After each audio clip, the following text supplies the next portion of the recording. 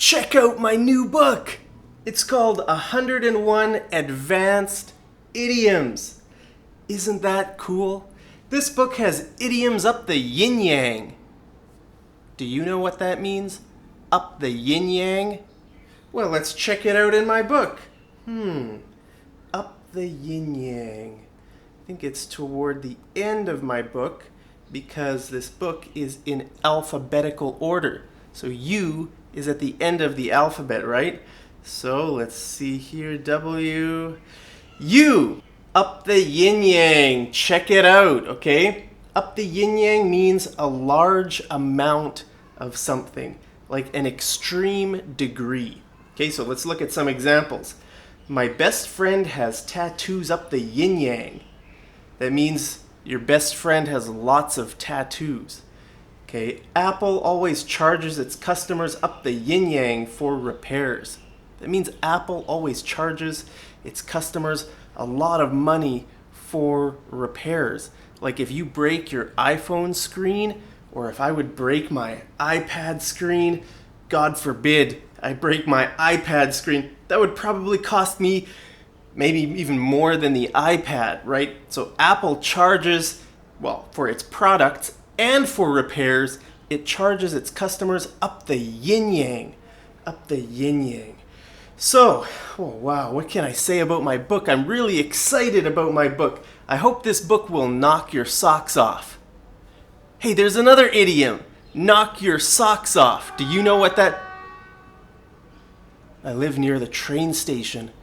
That was a train, I think. Okay, let's go for knock your socks off. That starts with K. It's a silent K in the word knock. Okay, S, O, almost there. L, and K, knock someone's socks off. Okay, this means to impress, surprise, or overwhelm someone. Okay, it's a good thing. If you knock someone's socks off, that means you impress them, you surprise them. Okay, when I was studying in Sweden, my sister made a surprise visit to see me. It knocked my socks off. That means you were really excited and surprised. Wow, my grandma left me $100,000 in her will. That knocked my socks off.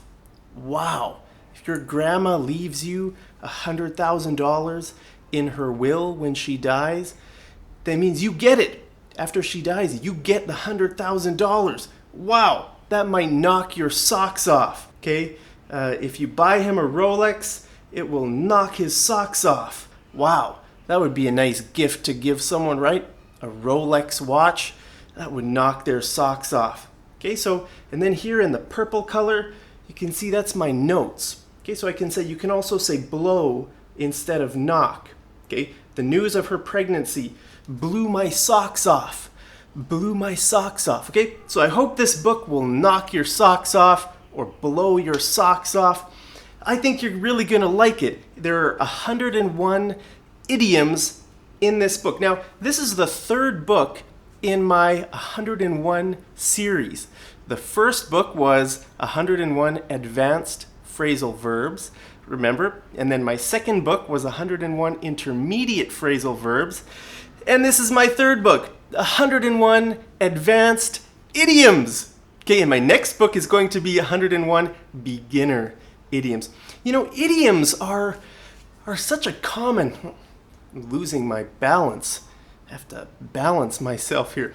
Idioms are such a common part of English. You know, native English speakers use idioms all the time in their daily speech, right? But English learners rarely use idioms or phrasal verbs. That's why I'm writing books on phrasal verbs and idioms. If you want to take your English to the next level, you really need to learn idioms and phrasal verbs. If you want to be an advanced English speaker, you know, like I said, native English speakers use these idioms all the time. You know, these idioms in my book, I think they're pretty advanced, but they're very common. We use them all the time. You know, the phrasal verbs in my books, we use those all the time as native English speakers. So I think if you really want to become an advanced speaker, or even, anybody can use my books, but if you want to take your English to the next level, I think idioms and phrasal verbs are a great way to do that. They're fun. An idiom is a group of words that you don't know the meaning of based on the words in the idiom, right? For example, knock someone's socks off. There's 4 words that you would have no idea what that means. You might know it's an idiom, right? You might be in a situation, like if I say, I hope this book knocks your socks off, you know it has nothing to do with socks, right? Socks, knocks my socks off. You probably know it has some other meaning, right?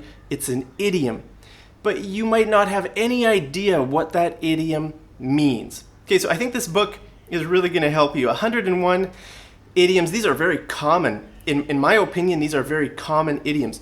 If you look up idioms on Google, some of those idioms, if you find a list of idioms, some of those idioms are really rare, and some of them are just bizarre that I've never seen before or I've never heard before. But the idioms in this book are common. I guarantee you, if you learn English and you have some native English speaking friends, you will definitely hear these idioms. And it would be great if you could use these idioms in your English conversations as well. So, hey, I hope you guys really enjoy this book. I had fun writing this. It took me a while to write this book. I think it took a lot longer than my phrasal verbs books, but hey, it's done. I'm happy, and I'm really excited to share it with you. So, hey, if you want to get this book, I'll put a link to it on my website. I'll put the link right down there. And I want to say a special thank you to everyone who has bought my other books, my phrasal verbs books, my IELTS books, my CELPIP books. I hope this will be another great book in my collection of books. So if you want to check out this book, I'll put the link down there under this video, which will take you over to my website, and you can get yourself a copy of this book. So hope you guys are having a great day wherever you are in the world. I'm in Chiang Mai, Thailand, and I'm having a wonderful time here in Thailand, relaxing, writing books, and making videos. I'm going to make some more videos about Thailand very soon for you guys. Anyway, thank you so much for your support, and I'll see you over in the next episode of Mad English TV. Take care.